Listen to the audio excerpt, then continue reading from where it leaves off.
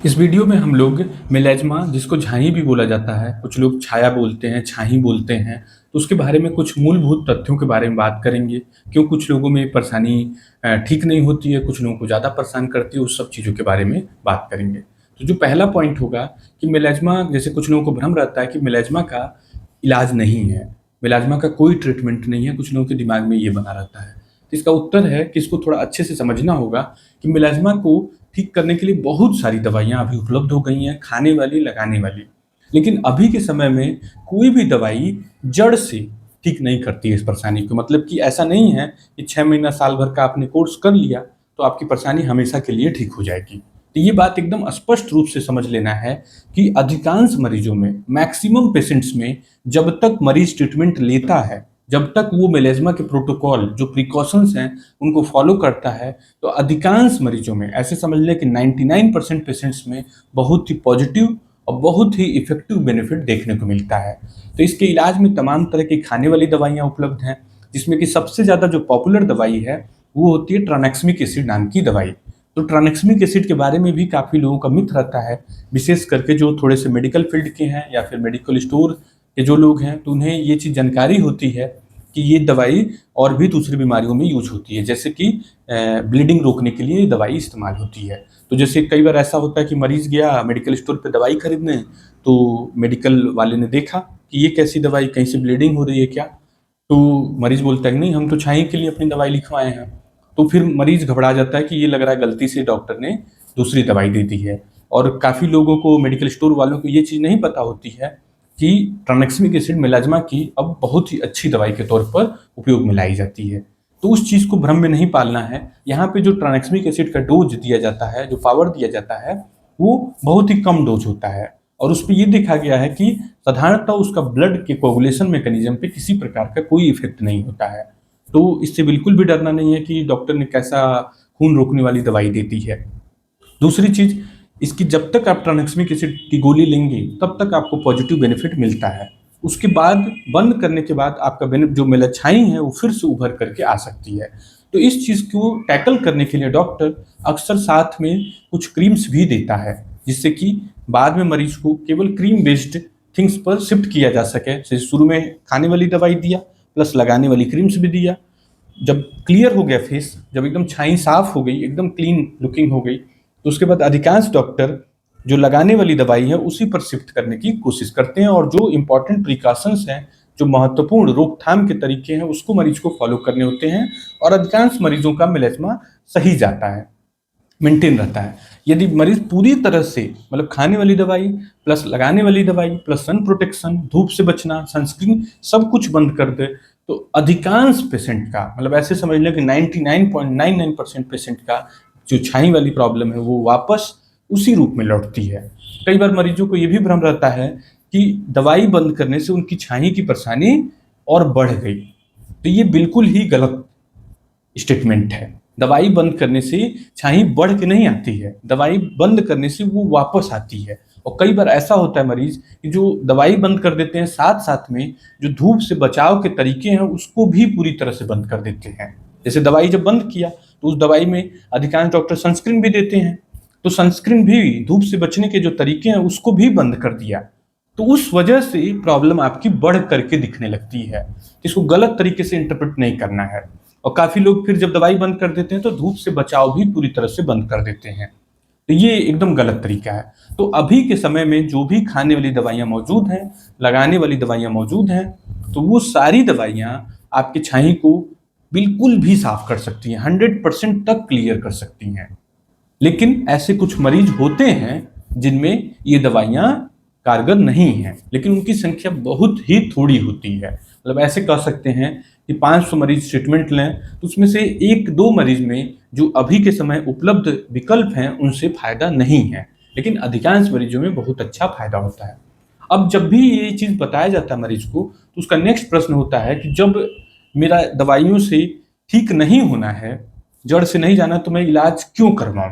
मतलब फिर मैं क्यों इलाज करवाऊँ? क्यों ना मैं सिंपल मेडिकल स्टोर से क्रीम ले लूँ, उसी से मेरा ठीक हो जाता है, 30 रुपए वाली, 50 रुपए वाली क्रीम से ही ठीक हो जाता है, तो मैं क्यों आपके इलाज के चक्कर में पड़ूँ? तो पहली चीज़ कि यदि आपको मेलाज्मा के साथ कोई आपत्ति नहीं है, कि आपके चेहरे पे छाई है और आपको कोई प्रॉब्लम नहीं है, तो फिर वो भी ऑप्शन ठीक है, क्योंकि दवाइयों का तो लिमिटेशन है, क्योंकि वो जब तक आप करेंगे तब तक ही बेनिफिट मिलेगा। और रही बात जो सस्ती दवाइयाँ बाजार में उपलब्ध हैं, मेडिकल स्टोर पे जो उपलब्ध होती हैं, तो उन दवाइयों में, अधिकांश दवाइयों में आपको स्टेरॉयड क्रीम्स मिलती हैं, मिली हुई होती हैं। तो स्टेरॉयड क्रीम्स में आपको हमेशा ध्यान देना है कि क्लोबेटासोल या मोमेटासोन या फिर बेटामेथासोन नाम की क्रीम जब आपके क्रीम में मौजूद रहेगी, तो आपके चेहरे को बहुत ही ज़्यादा खराब कर सकती है, आपके चेहरे को बदरंग कर सकती है, छाई को और ज़्यादा खराब कर सकती है। शुरू में तो आपको फ़ायदा खूब मिलेगा, खूब ग्लो आएगा, चेहरे पे लोग लगाते हैं तो ग्लो भी आता है, लालपन थोड़ा आता है, तो लोगों को अच्छा लगता है कि बहुत ही जादुई चीज़ मिल गई है। लेकिन लॉन्ग टर्म पर जो उससे चेहरा बदरंग होता है, वो बहुत ही डिफ़िकल्ट होता है, जो उपलब्ध दवाइयाँ हैं उनसे भी ठीक करने में। मतलब जब आपकी छाई पे प्रयोग नहीं हुआ है या गलत क्रीम का प्रयोग नहीं हुआ है, तो जो अभी मौजूद अच्छी दवाइयाँ हैं वो काफ़ी फ़ायदा करती हैं। लेकिन जब स्टेरॉयड की वजह से जब चेहरा खराब हो जाता है, तो उसमें जो उपलब्ध विकल्प हैं वो भी कम काम करते हैं। और कई बार ऐसा देखा गया है कि ट्रिपल कॉम्बिनेशन वाली क्रीम, जिसमें मोमेटासोन, हाइड्रोकोर्टिसोन और कुछ और भी दवाइयाँ मिली रहती हैं, तो उनसे ओक्रोनोसिस नाम की एक प्रॉब्लम हो जाती है, जो किसी भी तरीके से ठीक नहीं होती है। तो आपको इस वजह से कि आपको अपना चेहरा भविष्य में ना खराब करना हो, तो आपको मेडिकल स्टोर से कभी भी छाई की दवाई नहीं लेनी है, कभी भी नहीं खरीदनी है। ये चीज़ एकदम स्पष्ट रूप से समझ लेना है। टेम्पोररी बेसिस पे उन पे खूब फायदा मिलेगा, लेकिन लॉन्ग टर्म पर आपकी चमड़ी पतली हो जाएगी, लाल हो जाएगी, उस पे बाल उग जाएगा, बदरंग हो जाएगी, चकत्ते पड़ जाएंगे, लाल काले चकत्ते पड़ जाएंगे, तो आपके चेहरे को बुरी तरह से वो डैमेज कर सकती है। तो इसलिए उससे आपको बचना है। नेक्स्ट, जो लोगों को ये मन में रहता है कि सनस्क्रीन, जो धूप से बचाव वाली क्रीम है, उनकी क्या उपयोगिता है छाई के उपयोग में। तो अब रिसर्च में क्लियरली ये प्रूवन है कि धूप का बहुत ही ज़्यादा इसमें रोल होता है इस बीमारी को बढ़ाने में। अभी जैसे ही ये बात कही जाती है, तो अधिकांश लोगों का ये एकदम स्ट्रेट फॉरवर्ड आंसर होता है कि हम तो 10 मिनट 15 मिनट धूप में जाते हैं, धूप से तो हमें जाना ही नहीं रहता है और घर में ही रहना होता है। तो यहाँ पे आपको स्पष्ट समझ लेना है कि धूप सबसे हार्मफुल है, लेकिन दूसरे प्रकार के जो रोशनी के स्रोत हैं, वो सब भी आपके चेहरे की छाई को खराब कर सकते हैं, बढ़ा सकते हैं। जैसे घर की जो रोशनी है, जो कलर्ड लाइट्स हैं, जो फ़ोन की रोशनी है, वो भी आपकी छाई को खराब कर सकती हैं। ये सब रोशनी के जो स्रोत हैं, इन्हें बोला जाता है विजिबल रेज। तो विजिबल रेज भी छाई को, जैसे पहले के रिसर्च में ये था कि अल्ट्रावायलेट रेज छाई को डिस्टर्ब करती है, लेकिन अभी के रिसर्च में ये क्लियरली आ चुका है कि अल्ट्रावायलेट रेज तो नुकसान पहुंचाती ही हैं, साथ में जो विजिबल रेज हैं, जो आंख से रोशनी जो दिख रहा है, लाल, हरा, सफ़ेद, पीला जो रोशनी है, वो भी आपके छाई को खराब कर सकती है। और अभी के समय में जो बहुत इंपॉर्टेंट रोशनी का स्रोत है, वो फ़ोन, टीवी, लैपटॉप, ये सब हो चुका है। और जो फ़ोन होता है, कई बार लोग लंबे समय तक अपनी गाल के पास लगा के बात करते हैं, तो उसकी जो रोशनी है वो कंटिन्यूस आपके स्किन के कॉन्टैक्ट में रहती है। तो इन सब चीज़ों से बचना और प्लस जो सनस्क्रीन है उसका उपयोग करना बहुत ही ज़्यादा ज़रूरी होता है। तो सनस्क्रीन में आपको ये ध्यान देना है कि ब्रॉड स्पेक्ट्रम सनस्क्रीन हो, उसमें फिजिकल यदि सनस्क्रीन मिला हुआ हो, जैसे जिंक ऑक्साइड और टाइटेनियम ऑक्साइड, तो सनस्क्रीन की क्वालिटी और अच्छी हो जाती है। और यदि आपका आर्टिफिशियल लाइट से ज़्यादा एक्सपोजर है, तो टिंटेड सनस्क्रीन का उपयोग बहुत ज़्यादा उपयोगी हो जाता है, जिसमें आयरन ऑक्साइड मिला रहता है। तो ऐसे कन्फ्यूजन पैदा हो जाता है जब मल्टीपल चीज़ें बताई जाती हैं। तो बस आपको ये ध्यान देना है कि आप ब्रॉड स्पेक्ट्रम सनस्क्रीन यूज़ करें और केमिकल प्लस फिजिकल दोनों सनस्क्रीन यूज़ करें। मतलब ये केमिकल वाले हों ही, plus zinc oxide, titanium dioxide, ये सब भी मिले हों तो और अच्छा है। और एसपीएफ की रही बात, उसमें 30 से ऊपर का एसपीएफ अच्छा है, 50 से ऊपर का एसपीएफ है तो थोड़ा सा और अच्छा है, तो आप 50 प्लस एसपीएफ के सनस्क्रीन को चूज कर सकते हैं। अब सनस्क्रीन यूज करने से ही आपकी बात नहीं बन जाएगी।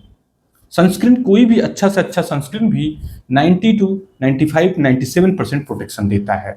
और सनस्क्रीन के साथ क्या प्रॉब्लम है कि आपको हर 2 से 3 घंटा पे इसे रिपीट लगाना होता है, घर के अंदर हो तो भी, क्योंकि उसकी क्षमता है कि वो 2 से 3 घंटों के बाद उसका असर खत्म हो जाएगा या कमजोर पड़ जाएगा। तो आपको हर 3 घंटे पे उसे रिपीट करना है। तो जैसे जब आप बाहर जा रहे हैं, तो उस कंडीशन में आपको एडिशनल मेजर्स भी अपनाने होंगे, जैसे ढकना होगा चेहरे को, टोपी लगाना होगा, ब्रॉड रिम्ड हैट लगाना पड़ेगा, छाता लगाना पड़ेगा, सनग्लासेस लगाने पड़ेंगे, डायरेक्टली धूप में नहीं जाना होगा, ये सब भी मेजर आपको अपनाना होगा। नेक्स्ट प्रश्न आता है कि इसमें स्किन केयर रूटीन का क्या इंपॉर्टेंस है। तो जब ये बात बताया जाता है मरीजों को कि मेलाज्मा एक जिद्दी प्रॉब्लम है, क्रोनिक प्रॉब्लम है, बार बार आने वाली प्रॉब्लम है, तो कई लोग अपने चेहरे पे एक्सपेरिमेंट करना शुरू कर देते हैं। तो आपको मल्टीपल तरह के प्रोडक्ट नहीं यूज करने हैं। ये चीज आपको क्लियरली समझना है, क्योंकि मल्टीपल तरह के प्रोडक्ट यूज करने से चेहरा आपका सेंसिटिव हो सकता है, उससे एलर्जी हो सकती है किसी प्रोडक्ट से, और आपको उसकी वजह से भी पिगमेंटरी चेंजेस आ सकते हैं, जिसको बोला जाता है पोस्ट इन्फ्लेमेटरी हाइपर पिगमेंटेशन। तो जैसे कि आपको अपने डॉक्टर से मिल करके अपना स्किन के हिसाब से प्रोडक्ट क्लियरली सेट करवा लेना है कि कौन कौन सी क्रीम कैसे कैसे यूज करना है। जैसे ड्राई स्किन है तो उसमें मॉइस्चराइजर बेस्ड क्रीम आपको यूज करना पड़ेगा, यदि ऑयली है तो लाइट जो वाटर बेस्ड प्रोडक्ट होते हैं उनको आपको यूज करना पड़ेगा, और लिमिटेड प्रोडक्ट्स ही आपको यूज करने हैं, जिसमें सनस्क्रीन की भी एक इम्पॉर्टेंट योगदान है। मतलब सनस्क्रीन यूज करना बहुत ही ज़्यादा मैंडेटरी होता है। इसी तरह से कुछ लोगों की क्वेरी होती है कि लेजर करके क्यों ना हम लोग इसे ठीक कर लें। जैसे अक्सर पेशेंट आते हैं क्लिनिक में जो सीधे बोलते हैं कि हमें जैसे यूट्यूब पे कुछ देख लिया और पूछ लिया कि क्यों ना आप मेरा सीधे लेजर कर दें, क्यों ना माइक्रो नीडलिंग कर दें। कुछ लोग आ जाते हैं कि पीआरपी करवाना है मुझे मेलेज्मा के लिए, जैसे किसी इन्फ्लुएंसर का सुन लिया। तो ये चीज़ आपको समझना है कि लेजर, पीआरपी, माइक्रो नीडलिंग ये सब साइड ट्रीटमेंट है, मेलेज्मा का कभी भी मेन ट्रीटमेंट नहीं है। मेलेज्मा का मेन ट्रीटमेंट खाने वाली दवाइयाँ हैं, लगाने वाली क्रीम्स हैं, सनस्क्रीन है, सन प्रोटेक्शन है। और लेजर के बारे में रही बात, तो लेजर जो है अपने इंडियन स्किन के लिए कभी भी एक अच्छा ट्रीटमेंट मेलेज्मा के इलाज में नहीं माना जाता है। अभी के समय में जो भी उपलब्ध लेजर हैं, भविष्य में कुछ अच्छे क्वालिटी के लेजर आ जाएं तो ये बात बदल जाएगी, ये ट्रीटमेंट चेंज हो जाएगा। लेकिन अभी के समय में जो लेजर उपलब्ध हैं तो उन लेजर से कुछ मरीजों में और ज़्यादा नुकसान देखा गया है, कुछ मरीजों में। इसलिए जब डॉक्टर आपका यूज करता है लेजर तो वो जिद्दी केसेस में यूज करता है, जिनमें खाने वाली दवाइयाँ, लगाने वाली दवाइयाँ, सनस्क्रीन, केमिकल पील्स ये सब जब फेल कर गई हो तब लास्ट विकल्प के तौर पर लेजर का चुनाव करता है और कोशिश करता है कि उसे कम ऊर्जा का लेजर का उपयोग करे। तो लेजर आपको कभी भी, आपको किसी भी जो व्यक्ति एक्सपर्ट नहीं है उनसे नहीं करवाना है। आजकल लेजर बहुत जगह पे उपलब्ध है, सैलून में उपलब्ध है, बहुत सारे लोग डॉक्टर बन के बैठे हुए हैं लेजर मशीन लेकर के, तो उनसे आपको कतई नहीं करवाना है, आपका केस और खराब हो सकता है। नेक्स्ट प्रश्न ये उठता है कि इसका लॉन्ग टर्म क्या है, मतलब क्या मुझे जिंदगी भर इसी तरह झेलना पड़ेगा क्या? तो इसका जो रही बात लॉन्ग टर्म प्रोग्नोसिस की, तो मेलेज्मा का लॉन्ग टर्म प्रोग्नोसिस बहुत ही अनप्रेडिक्टेबल है और मरीज टू मरीज बहुत ज़्यादा वैरी करता है। जैसे काफ़ी मरीजों में फैमिली हिस्ट्री मिलती है, उनके परिवार में मेलेज्मा की प्रॉब्लम है। तो यदि आपके परिवार में मेलेज्मा की प्रॉब्लम है तो आपके केस में रिस्क थोड़ा सा ज़्यादा हो जाता है। लेकिन ऐसा एब्सोल्यूट नहीं है कि आपकी मदर को मेलेज्मा है तो आपको भी हो सकता है, लेकिन आप थोड़ा सा रिस्क पर हैं। तो उस कंडीशन में आप पहले से सनस्क्रीन, सन प्रोटेक्शन ये सब चीज़ें मेजर अपना सकते हैं कि आप उस प्रॉब्लम में ना फंसें। इसी तरह से मेलेज्मा जो है वो मेनोपॉज में जब माहवारी रुक जाती है तो उसके बाद काफ़ी लोगों में ये खत्म होते हुए भी देखा गया है, कुछ लोगों में और खराब होते हुए देखा गया है। तो इसको प्रिडिक्ट कर पाना कि किसका कितने दिन चलेगा, कितने एज के बाद खत्म होगा, किस में आएगा, अगली पीढ़ी में आएगा कि नहीं आएगा, ये सब बता पाना एक डिफिकल्ट क्वेश्चन होता है। कई बार ट्रीटमेंट के मामले में भी डिफिकल्टी आती है कि जैसे ये भी बता पाना मुश्किल होता है कि किसमें कितने हद तक बेनिफिट मिलेगा। वो थोड़े समय ट्रीटमेंट के बाद ही डॉक्टर भी कई बार गाइड कर पाता है कि आपके केस में फला ट्रीटमेंट की ज़रूरत है, फला की नहीं है। और कुछ ऐसे मरीज हैं अभी के समय पर भी कि जिनमें ट्रीटमेंट अभी भी अच्छा नहीं है, पूरी तरह से बेनिफिशियल नहीं है। मतलब जैसे दवाई ले रहे हैं फिर भी छाई पूरी तरह से साफ नहीं हो रही है, 50% कम हो गई, 50% रह गई। तो कुछ डिफिकल्ट मरीजेज अभी भी हैं जो कि मेडिकल फील्ड के सामने चैलेंज हैं। तो हालांकि उसको हम लोग स्टैंडर्ड की तरह नहीं ट्रीट करेंगे, उसको हम लोग यही मान के चलेंगे कि वो एक्सेप्शनल केसेस हैं, अपवादवश हैं, बहुत थोड़े मरीज हैं। अधिकांश मरीजों में अच्छा रिस्पॉन्स आता है। कुछ जो थोड़े मरीज जिनमें रिस्पॉन्स नहीं आता है तो उनमें जैसे हमने बात की कि हाइड्रोक्विनोन का काफ़ी ज़्यादा अब्यूज़ किया हो, यूज़ नहीं अब्यूज़, और स्टेरॉयड क्रीम का काफ़ी ज़्यादा दुरुपयोग किया हो, तो उन मरीजों में मेलेज्मा का ट्रीटमेंट और ज़्यादा मुश्किल हो जाता है।